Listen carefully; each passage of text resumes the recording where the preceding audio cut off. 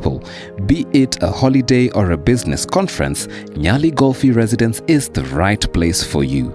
All rooms reflect exquisite and high-standard decor and cozy ambience that will enhance your stay. Nyali Golf Residence also offers a fully equipped gym, the real infinity pool, laundry services, a valet parking space, and a play area for your children. The Nyali Golf Residence delivers the best all-round hospitality. At the Nyali Golf View, you have room to think, room to play, room to recharge, room to walk tall, and room to unwind and dream, because it's not a room, it's a residence. For booking and reservation, contact us on 0757 298 272 or email us at nyaligolfview@gmail.com or visit our website at www.nyaligolfview.com.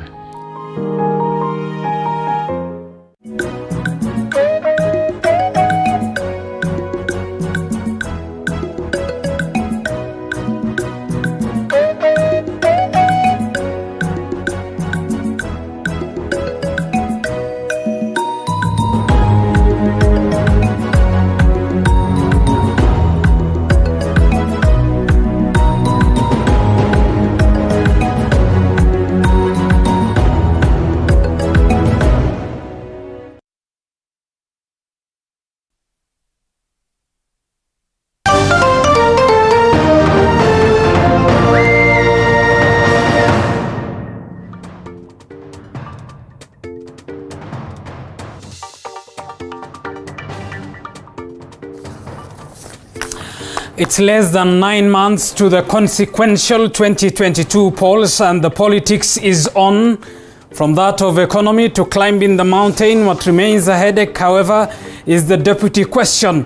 Tonight on Pandits Night, we speak to former Mukurweini Member of Parliament, Kabando wa Kabando. Also tonight, the World Health Organization says it's a variant of concern. We speak to Dr. Ahmed Kalebi on Omicron variant. But first, these are the stories making headlines tonight.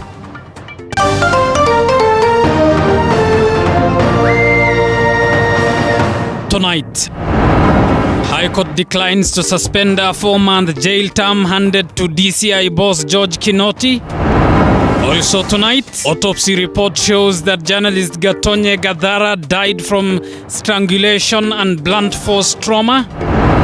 Plus, government says more medics have been deployed to entry points to screen travelers from countries with new COVID-19 strain.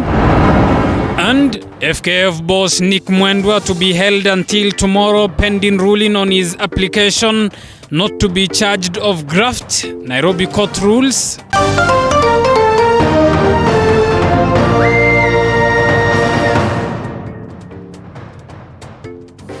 Faith Muikamba is our sign language interpreter. Good evening, I'm Abubakar Abdullahi. Welcome to the broadcast.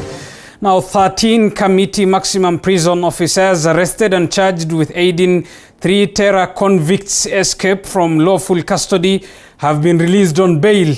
Suspended KAMITI prison boss Charles Mutembei was released on a Kenya shillings 300,000 cash bail, while the rest were released on a 200 shillings cash bail. The 13 have been directed to deposit their passports in court and not to interfere with the prosecution witnesses. Mwangi Maina is on that beat tonight. At the Kahawa Law Court, suspended KAMITI prison boss Charles Mutembei was charged alongside 12 other prison warders for abetting the jailbreak of 3 convicted terrorists serving jail terms at the facility. The 13 were admitted to separate bond terms, with Mutembei, who has been in custody for almost 2 weeks, walking free after depositing 300,000 Kenya shillings in the form of bail. 11 other officers were released on 200,000 Kenya shillings cash bail each, and one who was not represented by a lawyer was released on a 50,000 shillings cash bail. All the 13 pleaded not guilty. On or before the 15th of November 2021 at GK KAMITI Maximum Security Prison in Kasarani Sub-County within Nairobi City County, jointly, directly and or indirectly willfully aided the escape of convicts namely Musharraf Abdallah alias Shukri, alias Sharif, alias Alex Shikanda, alias Rashid Swaitar, and Mohammed Ali Abikar and Joseph Juma Ouma, who were in lawful custody serving sentences for terrorism-related offenses. Willy Wambua, is it true or not true? The prosecution withdrew cases against Mutembei's deputy Joseph Longarianyang and 5 others for lack of evidence. The 6 had been placed in police custody pending completion of investigations into the matter. That the second respondent has undergone great humiliation in the hands of the state. In the first count, Mutembei alone was accused that on or before November 15, 2021, directly and or indirectly conveyed or caused to be conveyed instruments to wit blankets, metal bars, wooden sticks, nails, razor blades and chisel into the cell prison facility condemned Block A, cell number 6, with intent to facilitate the escape of the convicts. Willy Wambua, is it true or not true? Not true. Edwin Muhia, is it true or not true? The accused officers faced separate charges of neglect of duty while on duty and failed to notice and report the escape of the 3 convicts. Prison warder William Bogwa alone was charged with organizing a meeting between 4 convicted terror inmates where he is accused of facilitating the movement of another convict, Abdul Najib Yassin, from cell number 2 to cell number 6 where the convicts were held. The 3 convicts, Abdallah Musharraf alias Shukri, Mohammed Ali Abikar and Joseph Juma Othiambo, were also separately charged in the same court and were detained at the ATPU headquarters pending the hearing of their case. Mwangi Maina, TV 47, Nairobi. Well, still at the corridors of justice, and former Football Kenya Federation President will spend another night at the Gigiri police cells, his 4th night since he was rearrested by officers from the Directorate of Criminal Investigations. The 42-year-old was arraigned on Monday at the Milimani Anti-Corruption Court, facing charges of unlawful acquisition of property amounting to millions of shillings in 4 counts of fraud.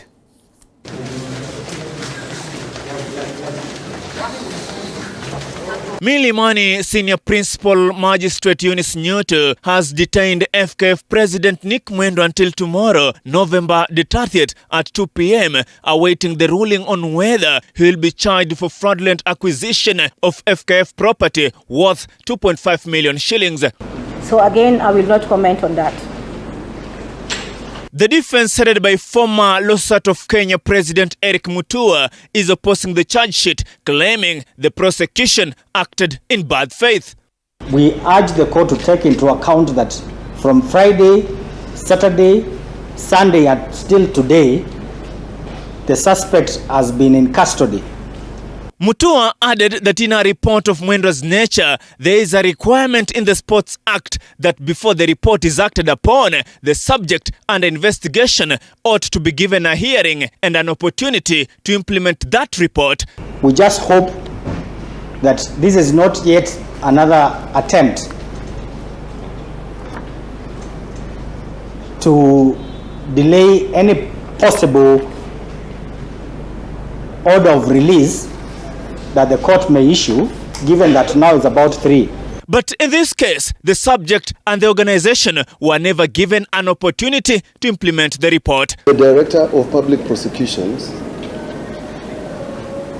cannot choose to ignore those sections of the regulation which are part of section 52, 53 and 54.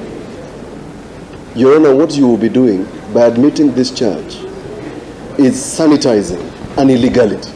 Prosecution counsel said that they charged Nick Mwendwa within his constitutional rights and there was no illegality involved, adding that it was worth noting that the DPP does not work under control of any person or authority and does not need a consent of anyone to charge. I do confirm that the accused was arrested last Friday, that is the 26th day of November 2021. The Honor is strike law that it should be produced within 24 hours. And when the 24 hours falls within a weekend, then we go to the next working day, which is today. the 29th of November 2021. Nick Mwendwa was arrested for the second time on Friday, the 26th of November by DCI and has been in custody at the Gegeri police station since then.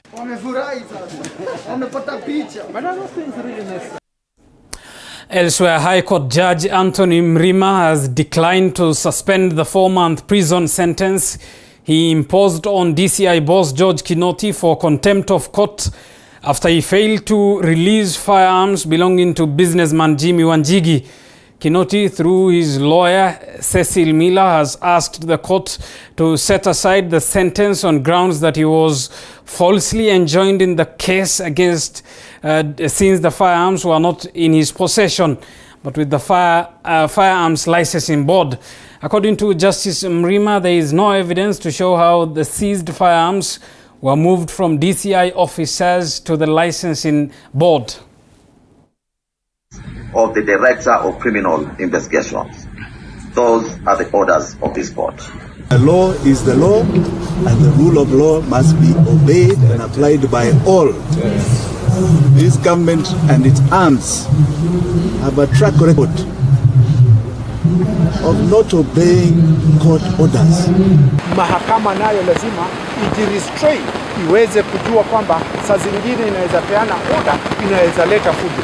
Je, George Kinoti ikiwa naambiwa kwamba nenda Kamiti, aende na askari wake, askari 700 wenye bunduki na mizinga zake, tunatarajia nini katika zile fujo zitakazotokea pale? Mahakama lazima iwe ikipeana order ambazo zinaweza kutekelezeka. Then why do you commit somebody to civil jail so that you come to apologize to him later after he has served? Remember, the DCI was recently nominated as the only African representative to the Interpol, the whole of Africa. There are only 5 in the whole world. Yet our courts are seeing him as a fugitive, as a criminal, as a person who is supposed to serve jail. Let's get to matters health. And following the emergence of Omicron variant, the World Health Organization says that the new variant poses a high global risk.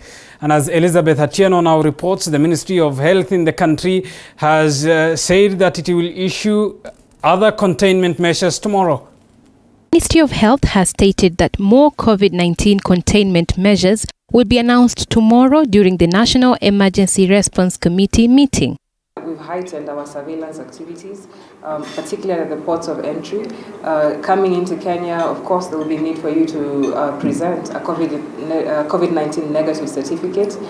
And then, of course, tomorrow after our NERC meeting, there will be determination when it comes to quarantine, which countries, who, where, when. But it looks like it may be possible that we will have to put in place quarantine measures. Health CAS Dr. Mercy Mwangangi, who was speaking during the launch of a diabetes peer educators training manual, further raised concerns over the new Omicron variant, saying this only proves that COVID-19 is here to stay. Sentiments that have been echoed by the World Health Organization. But Omicron's very emergence is another reminder that although many of us might think we're done with COVID-19, it's not done with us. The COVID-19 pandemic is still ongoing, and the variants of concern, particularly Omicron that's been discovered, this shall be a continuing feature as we continue on with this pandemic. The World Health Organization Monday discussed the new Omicron variant, with Director General Tedros Ghebreyesus stating that the world needs a new accord to fight viruses. Indeed, Omicron demonstrates just why the world needs a new accord on pandemics. Our current system disincentivizes countries from alerting others to threats that will inevitably land on their shores. The Omicron variant that was identified in South Africa has forced some countries in the world to impose travel restrictions for those traveling from that country, a move that has angered South Africa President Cyril Ramaphosa, terming it discriminatory and unjustified. WHO, however, says no country should be penalized for detecting the virus. The emergence of the highly mutated Omicron variant underlines just how perilous and precarious our situation is. South Africa and Botswana should be thanked for detecting, sequencing, and reporting this variant, not penalized. Health experts around the world have encouraged everyone to take the vaccine that will help in the fight against the new variant. We don't yet know whether Omicron is associated with more transmission, more severe disease, more risk of reinfections, or more risk of evading vaccines. Scientists at WHO and around the world are working urgently to answer these questions. The emergence of the Omicron variant has fulfilled in a precise way the predictions of the scientists who warned that the elevated transmission of the virus in areas with limited access to vaccine would speed its evolution. Having fully vaccinated less than a quarter of their populations, Botswana and South Africa provided a fertile environment for such evolution. The virus is a ruthless opportunist, and the inequity that has characterized the global response has now come home to roost. This follows as the Ministry of Health today stating that more than 6.7 million vaccines have been administered so far across the country, with 4.3 million of the population being partially vaccinated, while those fully vaccinated stand at 2.7 million. The government is working towards vaccinating a target population of 27.3 million. Elizabeth Atieno, TV 47. Thank you, Elizabeth Atieno, for that report. And that report partly informs our first discussion tonight. We speak to Dr. Ahmed Kalebi, a consultant pathologist, on the new variant of the COVID-19 virus. That discussion is up next after this break. Stay with us.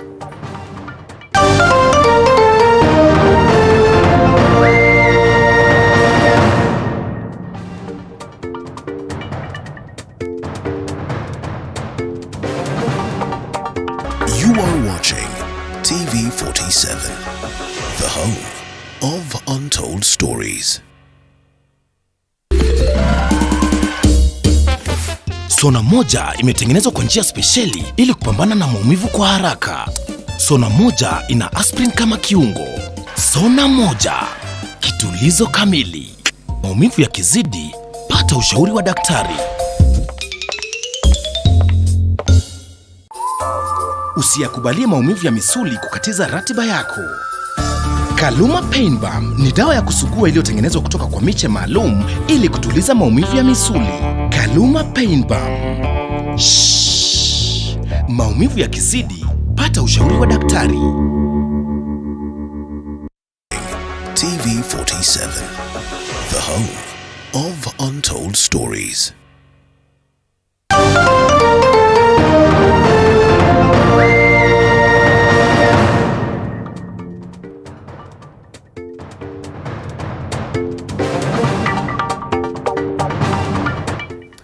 Welcome back to TV 47 News Tonight. Thank you for staying with us. As earlier promised and publicized, our guest tonight is Dr. Ahmed Kalebi, a consultant pathologist who joins us on the broadcast now. Dr. Ahmed, good evening. Thank you for your time tonight on TV 47. Thank you very much, Abu Bakar. All right, Daktari, in a statement on Friday, the World Health Organization designated the new coronavirus strain as, quote, a variant of concern, naming it Omicron after a letter in the Greek alphabet. How concerned should we be of this variant? I think we should be fairly concerned. And as you have seen, almost the whole world has gone into a panic. All the scientists, all the health authorities, most of the European countries and America have even shut their borders to Southern African countries. And Israel, for example, has actually completely shut its borders to all foreigners, and even Japan. And the reason why this is happening is because most people know about the Delta variant. The Delta variant went all over the world. It caused a lot of infection. It became the dominant variant. Even in Kenya, it is now more than 98%, overtaking other variants like the Alpha and the Beta variant. If you remember what happened with the Delta variant, the virus underwent some changes, what we call mutations, because of changes in the genetic code that affects the structure of the virus, which makes it to be more infectious. It is more transmissible.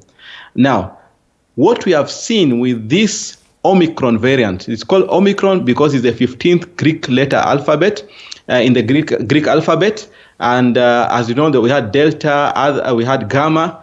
Now, the reason why they did not call it Nu or Z, because those ones have other connotations. So the World Health Organization named it Omicron. It was first discovered just 3 weeks ago in Botswana and South Africa. But within 2 weeks, it is actually the dominant variant in South Africa, and it has actually overtaken all the other variants, and that is why it's becoming a concern.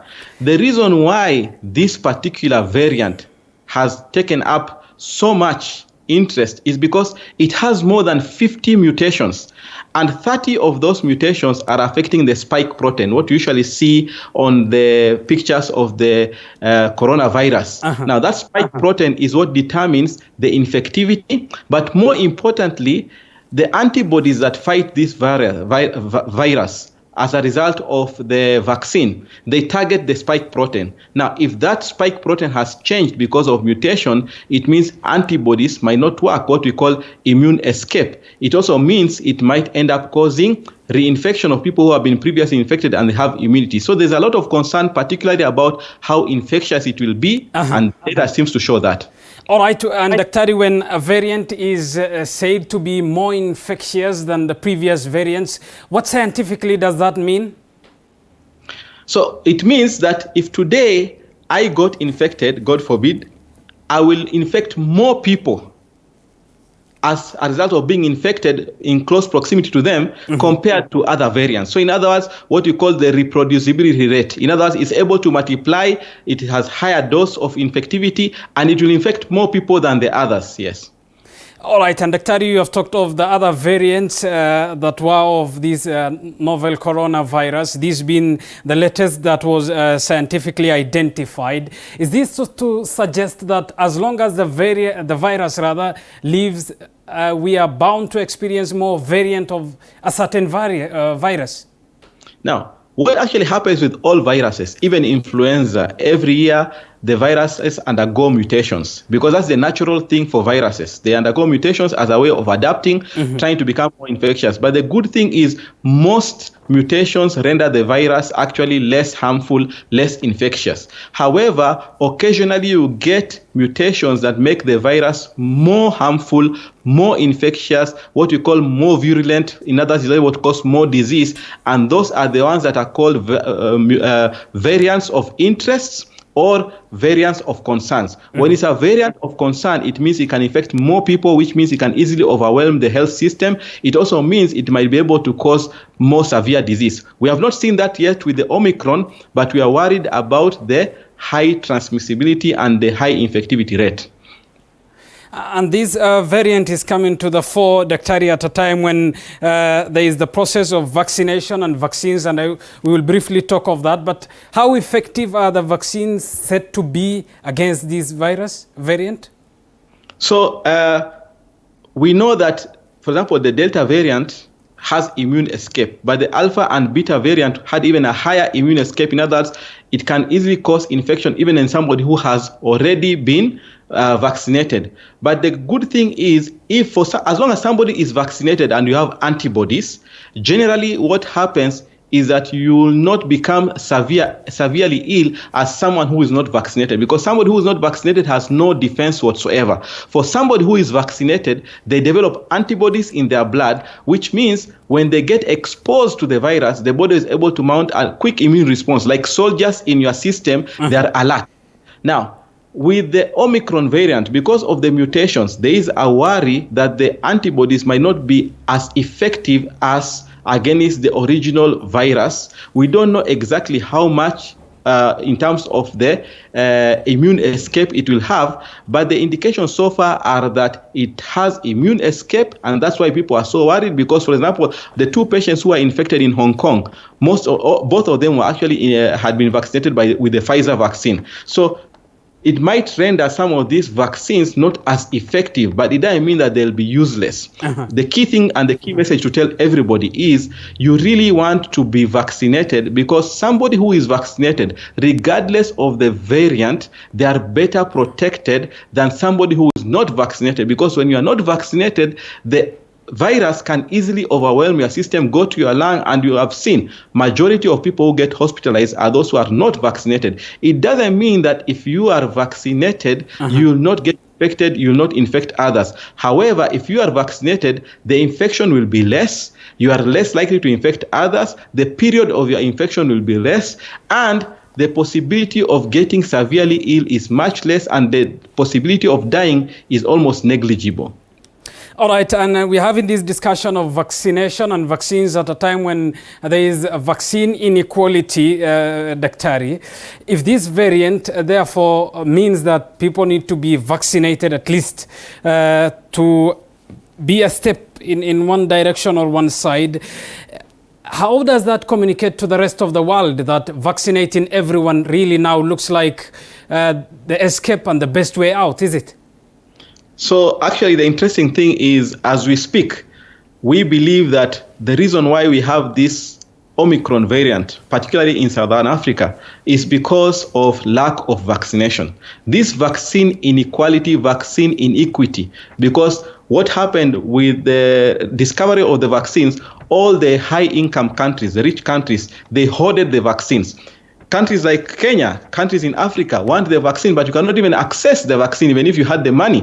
So as a result, you find Western countries, high-income countries, that have vaccinated majority of their population, even children, while you find in Africa, even healthcare workers, the elderly, have not even been vaccinated. That is what we call vaccine inequity or vaccine apartheid, the lack of vaccination because other people are taking everything. Now, because of that, what happens in a community where the vaccination rate is low, there is a high community transmission.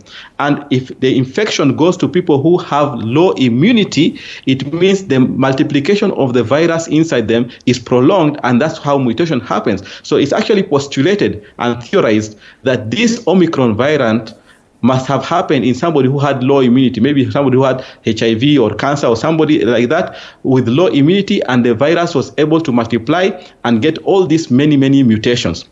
So as a result, it means although the high-income countries protected their population, but they're not fully protected, because we know you're a global village, very well interconnected. You have a variant of concern such as the Delta in India, and soon it has spread all over the world. Now we have the Omicron, and I won't be surprised it's already in more than 80% of all the countries, because it's just a matter of time to confirm whether it has actually spread. And this is the price we are paying for inequity in vaccination. If the world is supposed to be properly protected, if all countries have to protect themselves, it means vaccines should be given across the globe equally, and people should be given equal opportunity. And Daktari, as a medic who, of course, is involved in the science of it and observably looking at the region to the larger extent, what are your thoughts on how South Africa rather is being treated? It seems as though it's being punished for discovering a new variant of a virus. Yeah, it's quite unfortunate, I must say, because I think what South Africa did was quite commendable. The scientists there, they actually have a network where they communicate frequently about their concerns and any mutations. They have a genomic surveillance network, and what has basically happened is they were very quick to actually announce that there was what looks like a variant of concern. The WHO was quick to pick it up, but as a result, countries that actually have more Delta variant, a bigger wave, a surge in infection, a higher caseload, are now shutting their borders simply because, we have this new variant of concern from South Africa. I think that was quite unfortunate. In my view, on one hand, it is understandable to have that kind of a panic and a reaction as we are trying to understand the virus. But on the other hand, to go with this draconian and discriminatory border shutdown is quite unfortunate, because why aren't they shutting the border against Belgium or Hong Kong, for that matter, or Israel? Yet cases have been documented there, or Netherlands. Why particularly South Africa and Southern African countries? Why even shut against countries like Namibia, Zimbabwe, which have yet to document a case. That goes to show you that there is this sense about Africa that is quite unfair, almost racist. I mean, literally racist. My view is that the best way of combating this virus, of course, we need this heightened awareness, heightened vigilance. We need to be more keener in terms of people being tested before they leave their point of departure and on arrival, getting quarantined. But to just have this blanket shutting of the borders, I think that's quite unfortunate. And South Africa is being made to pay a price for doing the right thing. Actually, what should be happening right now, the Western countries, the high-income countries should even be sending more vaccines, more medicines, and so on and so forth to these countries that have declared that they have Omicron variant, rather than trying to punish them. Because otherwise, happen is that this kind of reaction might in future dissuade other countries from declaring whatever variants of concerns that they might come across. All right, and perhaps finally, Daktari, to a Kenyan who is watching us tonight, how do they stay safe? We just have to go back to the basic principles. We know this virus is airborne. In other words, you catch it by breathing it, and the best way to protect yourselves at the moment, there is a pharmaceutical way, which is vaccination. It prepares your body defensively. Everybody should get vaccinated. Encourage yourself, encourage your relatives, your neighbors to get vaccinated, your friends, your workmates, because the more people get vaccinated, the better the community is protected from severe disease and from another wave. Now, on the other hand, masking remains very, very important. I know many people have become complacent because at the moment we have been having a very low case load, positivity rate of less than 2%. But we know with this Omicron variant, the way it has taken up risen so fast in South Africa, rising by more than 300-400% within 2 weeks, if at all we actually have the variant, the Omicron variant in the country, it's just a matter of time before it spreads across.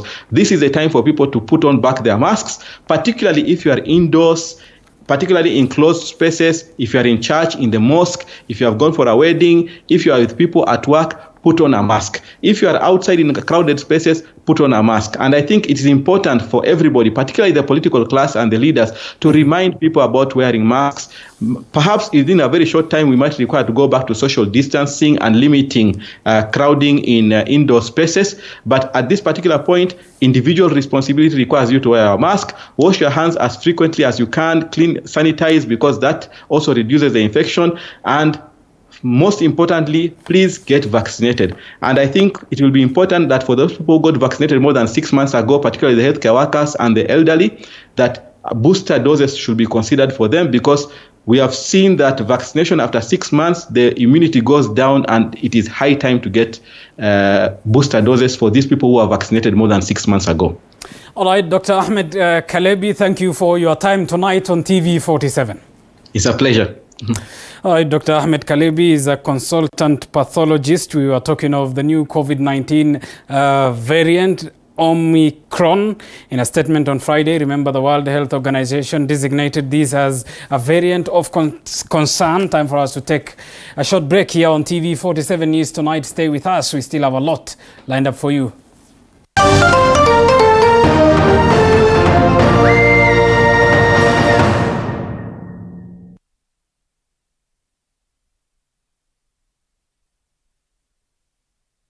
You are watching TV47, the home of untold stories.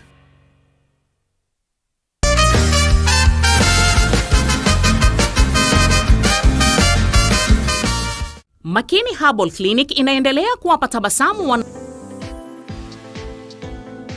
Entrepreneurs around the country are creatively grinding. I started with a borrowed phone.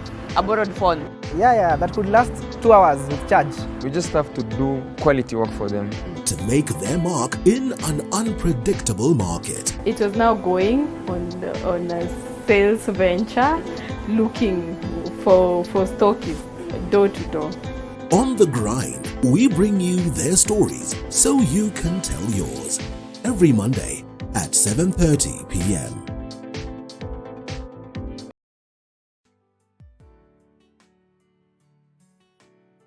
Hello guys, and welcome to Night In with Joy Irungu. Joy Irungu. Joy Irungu. Heartbreak, pain, and tears have been a major part of Night In Season 1.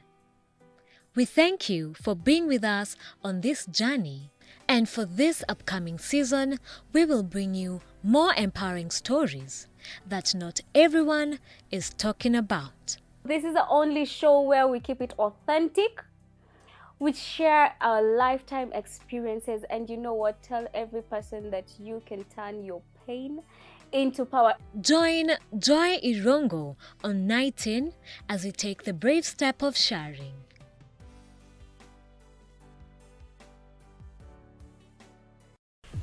The road to 2022 is becoming tougher. Nyuma ya wheelbarrow kuna economic model. And trickier with each passing day. Niliwaambia washushe chini bei ya mafuta. Political aspirants in a dilemma whether to change allegiance or not. How has Raila and the handshake made Jubilee lose focus? You've seen Raila Odinga flying military choppers. Our people have never been called to Uhuru Park to unite. They have always united out of their own volition. Reduce your madness. Kenyans are suffering. Would that be fair to conclude? I don't want your station to be sued. That Jubilee government has never been able to sponsor any successful project. Every Monday at 9:30 p.m., Pundits Night brings you inclusive and candid conversations with the pundits. We say disability is not inability. Our impairment are not disability. Disability is the barriers put across by the society. Beyond the Limit gives a voice to those abled differently. People with special needs can undertake a job, particularly that is customer service focused, as good, if not better, than people that are 100% able. We bring you conversations of these great persons, round table conversations, and many more.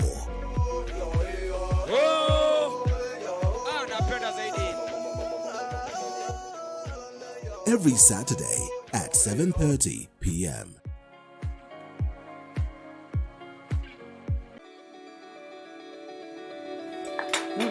Tasty. 100 any chungi mmoja kabisa, like you do not need to add anything. Yes. So the first thing you need as a beekeeper is a beehive. Yes. Even though I know I won't treat it as hard because then I can get it time. You can handle it. But if you want us to reduce, we can reduce it. Wake up feeling fresh every morning and knowing that there is a morning show that's got you covered. It's the morning show built just for you. From local headlines, a comprehensive debate, entertainment, and so much more. I'm always thrilled joining you every Monday to Friday from 6 a.m. to 10 a.m. only on TV47, the home of untold stories.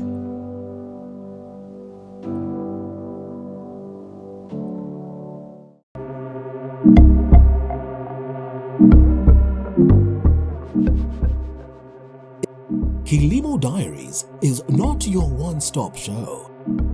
Sandra Wahito is always on the move to different counties, different farms, and it's always unpredictable. Containers are being used to make modern homes with all amenities that are needed in your next big house. People used to tell us what they wanted done on the containers, so we saw the opportunity and grabbed the opportunity.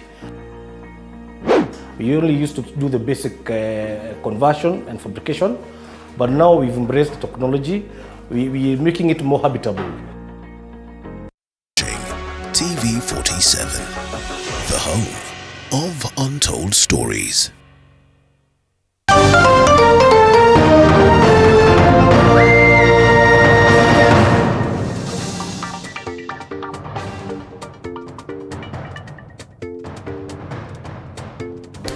Welcome back to TV47 News Tonight. Thank you for staying with us. Let's get to more news now.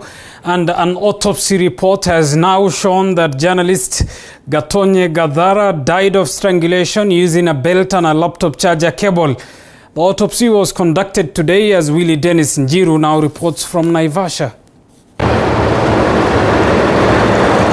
after a postponement of a slated autopsy of the late veteran journalist John Gatonyi Gathura's body, which was located after a fingerprint finding last week. Finally, the procedure was conducted Monday evening at the Naivasha Sub-County Hospital mortuary. Some trauma on the back of the neck shows that there was sort of a strangle. So there was trauma on the back of the neck, probably when it was strangling, when the ligature was applied. We only hope that some level of, as usual, some investigations will be done and we'll get justice for him, because of course it's cruel. The findings from the Nakuru County-based pathologist Dr. Titus Ngulungu, affirming that a belt and a laptop charger cable was used to strangulate Gatonyi Gathura to death. And the findings were very simple. Alikufa kwa sababu ya kunyongwa. Hiyo tu, hakuna kitu kingine. Na amenyongwa na belt na waya ya kucharge computer. So it was applied on the neck, and then there was pressure on the neck, which prevented him from breathing. And that is how he died. It's cruel for sure, because if you look at the cable that was used, the laptop cable that was used, and the belt, because those were the things that were used to in killing him, you can really see that he really struggled. There was a struggle with him. Gatonyi's body was discovered at the KWS grounds at the Kehoto Estate, Naivasha, with a belt firmly on his neck by a group of persons who had visited the area for evening prayers. We have no indication as a family why, because we have no, so that's something that I think that why we have the investigators to try and establish why. But for sure we have no suspicious reasons why. The body of the deceased was later moved to the Tigoni Hospital mortuary in Kiambu County ahead of his burial scheduled for Thursday. We are moving the body here to Tigoni. This is more or less related to proximity. Tigoni is closer to where we want to bury him. So, and therefore that is why we want to move it from here. That's the main reason. Yeah. We want to bury him on Thursday. That's our plan. If all goes as planned, that's our plan. Reporting for TV 47 from Naivasha in Nakuru County, I'm Willie Dennis Njiru. Elsewhere, several reports carried by various organizations on children shows that the southern part of the Kenya's coast remains a major child sex trafficking hotspot. Over 6,000 children in the year 2020-2021 have been affected by sex trafficking. Petronila Goren with the details. Coast region has been reported to have recorded a high prevalence of child sex trafficking. This is according to an assessment conducted by International Justice Mission in 2019. The assessment indicated that child sex trafficking in southern parts of the Kenyan coast remains a major hotspot. At least 6,000 children have engaged in one form or the other of child sex trafficking. We identified that over 20,000 children are participating in child sex trafficking.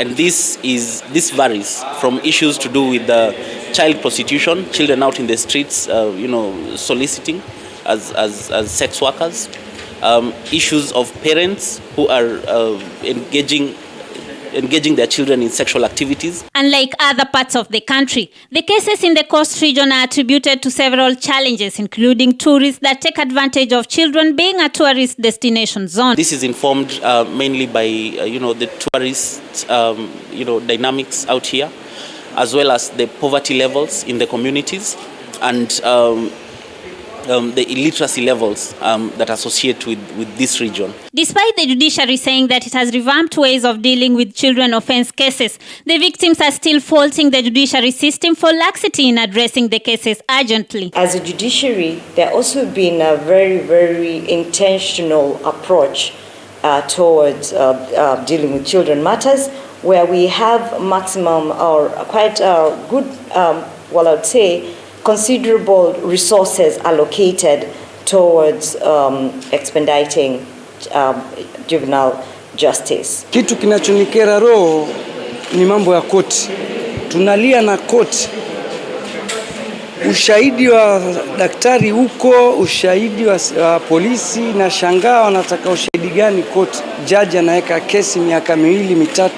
For now, the key players in the children matters are sensitizing the society and leveraging partnership and collaboration to help stem out cases of child sex trafficking, as well as find ways of addressing societal norms and cultures that enhance children's sexual abuse. Patronile Goren for TV47 in Mombasa County. Moving on, Wajir County's only general surgeon died last night in a road accident involving a police vehicle. Dr. Zenaya Mekonnen, an Ethiopian national, has been working in Wajir since 2017. Isadin Haji reports from Wajir. At around 7 p.m. last evening, Wajir County Referral Hospital's only general surgeon, Dr. Zenaya's life was cut short by a speeding police vehicle. Dr. Zenaya Mekonnen Zalehe was hit just few meters away from Wajir County Referral Hospital as he was taking a walk, then have dinner in a restaurant in Wajir town. Na leo tumehuzunika sana, maana hapo jana mwendo wa kama saa 1 kamili surgeon wetu ambaye kwa majina anaitwa Dr. Zenaya aliweza kuuliwa katika sehemu hii na gari la polisi. We are saddened. And actually, the health team have lost a great consultant. We are lost for words because actually we lost him just like that. He usually takes a stroll in the evening. He was strolling along this street. He wanted to have dinner in Titanic Hotel. Unfortunately, that dinner did not happen. The 50-year-old doctor was an Ethiopian national, a resourceful person who worked for many years in the Wajir County Referral Hospital, and almost every resident of Wajir was touched by his demise. According to Wajir County Referral Hospital administrator, the doctor was down to earth, friendly, passionate about patients' health care, and a mentor to many healthcare workers. His colleagues have downed tools and now want a serious investigation into the matter and finally justice to be served. Hadi tupate hakikisho kwamba a justice for Dr. Zenaya iko, hapo ndio tutarudi kazini. And until we get justice for him, we'll actually not be offering any services. The Wajir town's police heads have confirmed the incident and said investigation is underway. We have so far identified the police motor vehicle that was involved in the accident. And as police, we have also identified the person, the driver of the motor vehicle. Right now, investigations are in advanced stage, and appropriate action is being taken against the driver. A post-mortem was carried out at the Wajir Referral Hospital immediately after his death, and his body later transported to Kenyatta Teaching and Referral Hospital in Nairobi. The late surgeon left behind his wife and 2 children who live in Ethiopia's capital, Addis Ababa. Isadin Haji, TV47, Wajir County. May his soul rest in peace. Elsewhere, tonight the Independent Electoral and Boundaries Commission has withdrawn from Election Preparedness Committee, citing infringement on the Commission's independence. In a letter to Interior PS, Karanja Kibicho, IEBC Chairman Wafula Chebukati, said the electoral agency had made the decision after consultations. And as Mike Kagwongo now reports, the judiciary has, on the other hand, defended Chief Justice Martha Koome's involvement in the Technical Working Committee. In a letter, Chief of Staff at the Judiciary Rose Macharia said, contrary to UDA's claims, it is the Judiciary Committee on Election JCE that is involved in the Technical Working Committee's activities. Macharia says, and I quote, "The Chief Justice does not sit in the Technical Working Committee. As implied in your letter, she leads the multi-sectoral consultative forum on election preparedness by dint of seniority." In the letter, Macharia insists that it is the committee that works closely with the Office of the Chief Justice and Registrar of the Judiciary to consolidate the financial needs of the judiciary to effectively handle the electoral dispute resolution process. The Chief of Staff said the National Multi-Sectoral Consultative Forum on Election Preparedness is not a new platform and has been there in previous elections, with former Chief Justice being part of it. Last week, Deputy President's UDA party accused Kome of involving herself in the preparations of next year's polls, with fears of compromising her office. However, Kome dismissed the claims. The Judicial Service Act gives me the mandate to be the link for the judiciary with other government agencies and other arms of government. It also creates the National Council on the Administration of Justice, whose mandate is to collaborate and coordinate all the actors in the administration of justice to ensure that at the end of the day we render seamless service. Meanwhile, ANC Deputy Party Leader Ayub Savula has defended Chief Justice Martha Kome's attendance at the Intergovernmental Conference that develops the budgets for the country's elections. I don't know the fears by UDA, because IEBC is totally independent. The Chief Justice is not going to announce the results. The Chief Justice is not going to tally the number of votes. The Chief Justice will only resolve disputes arising from an election process. IEBC is totally independent. The process of carrying out a smooth election is a mandate of IEBC. On 29th October this year, UDA wrote a protest letter to IEBC over the inclusion of Interior CS Fred Matiang'i and his ICT counterpart Joe Mucheru into the multi-agency team planning the 2022 polls. Wamama oi! Meanwhile, Deputy President William Ruto has said tribal parties should not be given a chance in Kenya's political space, terming them the biggest impediments of Kenya's development as they further hate division and ethnicity. Siasa ya ukabila ndio imerudisha Kenya nyuma. Na ni nafasi yetu safari hii tuondoe na tumalize na tuzike siasa ya ukabila katika taifa letu la Kenya. Speaking on Monday at his current residence in Nairobi County, where he engaged more than 3,000 members of the Wamama na Hustler, a group that has been undertaken to promote the bottom-up economic model across the country, Dr. Ruto said it was impossible to unite the country if everybody was at his political party from his corner, community and region. Our competitors, at the moment, you have no political outfit.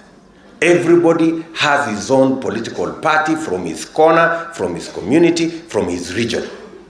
If truly you want to tell us you want to unite Kenya, how are you going to unite Kenya if you cannot agree, the 5, 10 of you, on one political party?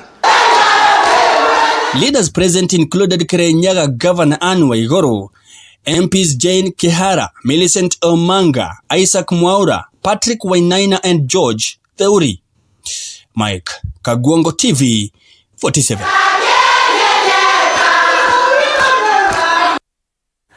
Elsewhere, a children's hospital in partnership with M-Pesa Foundation has launched a telemedicine program dubbed Daktari Smart that is expected to bring medicine closer to residents of Tiati in Baringo County. However, the area member of parliament believes that the program is bound to fail as they are struggling with a poor network coverage.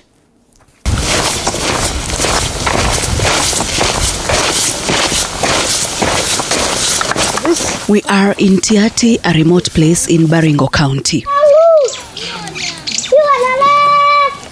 Residents here, including expectant women, are used to walking hundreds of kilometers in search of treatment. But the status quo might soon change after a program known as Daktari Smart has been introduced in the area. It is expected that Daktari Smart, a telemedicine program, will bring services closer to the residents. The program is run by Gertrude's Children's Hospital in partnership with M-Pesa Foundation. Diagnosis will be done at this level using technology, and the prescriptions will be done by doctors at this level. Therefore, what the change is that our patients will be accessing children's specialists, pediatric specialists, who are actually very few. A number of children who require to be referred to a pediatrician, about 15% of children who go to a healthcare facility, while the majority will be attended to by the local clinicians, about 15% require to be referred for specialized care. But the challenge we have in the country, as I said, is that we have fewer pediatricians and most of them are based in the urban areas.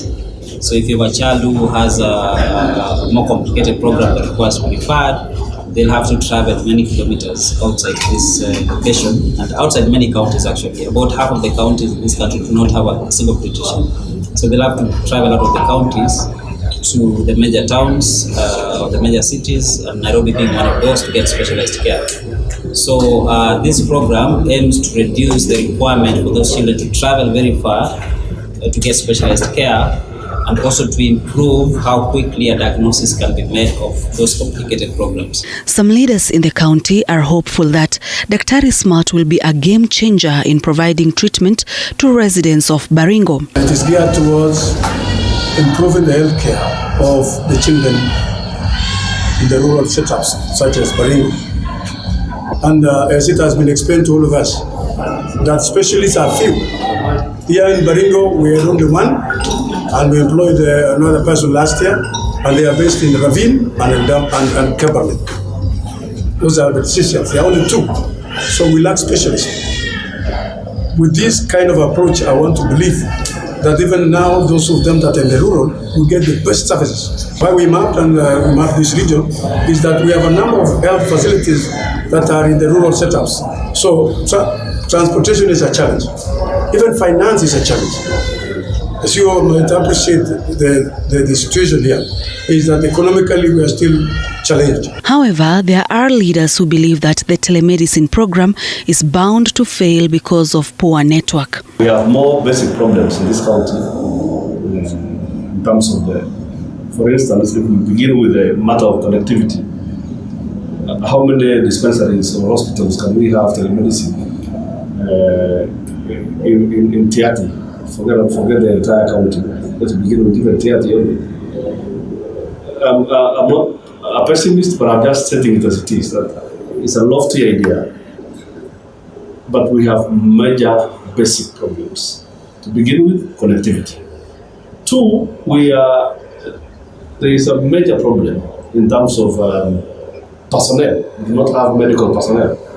If you move 1 kilometer from here, then there are 2 kilometers, the nearest dispensary, in fact, there is nobody there.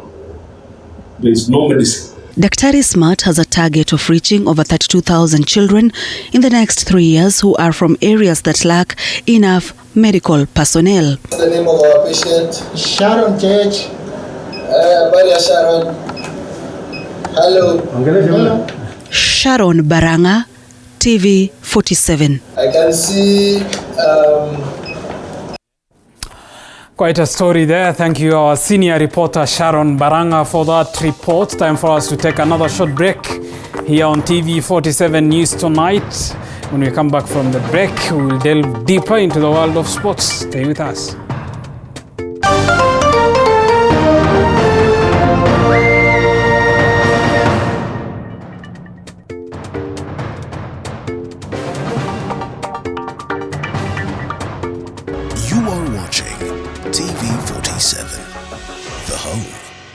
Untold Stories. Captain, tupigie Risto.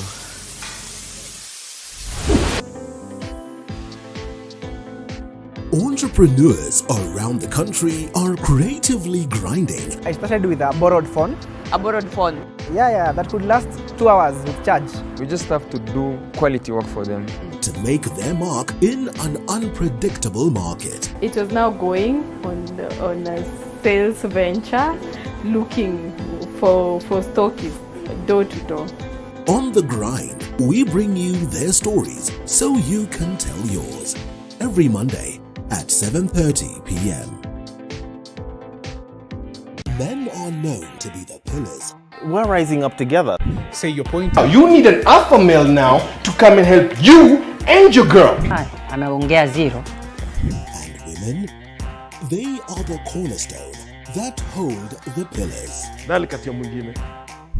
Don't be entitled. A man is peaceful, a man knows how to talk to a lady.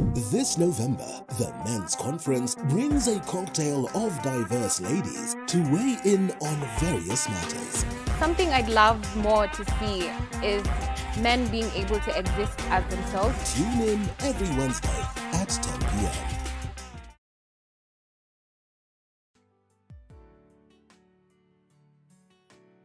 Hello guys, and welcome to Night In with Joy Irungu.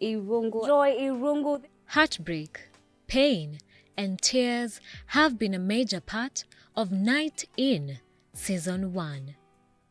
We thank you for being with us on this journey, and for this upcoming season, we will bring you more empowering stories that not everyone is talking about. This is the only show where we keep it authentic. We share our lifetime experiences, and you know what? Tell every person that you can turn your pain into power. Join Joy Irungu on Night In as we take the brave step of sharing.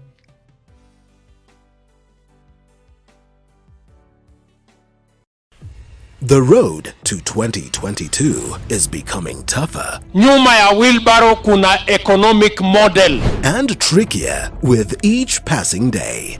Niliwaambia washushe chini bei ya mafuta. Political aspirants in a dilemma whether to change allegiance or not. How has Raila and the handshake made Jubilee lose focus?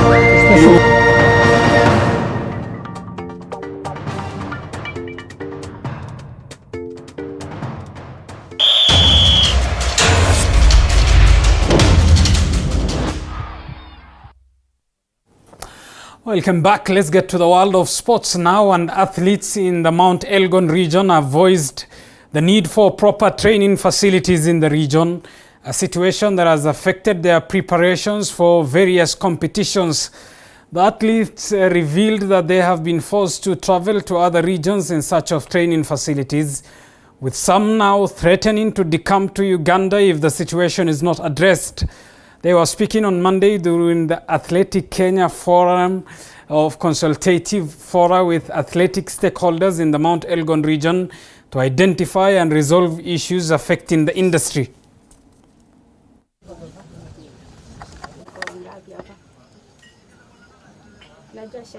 Ni taabu gani, shida gani zile unakutana nazo? Na riadha yule Kenya itajivunia. That is why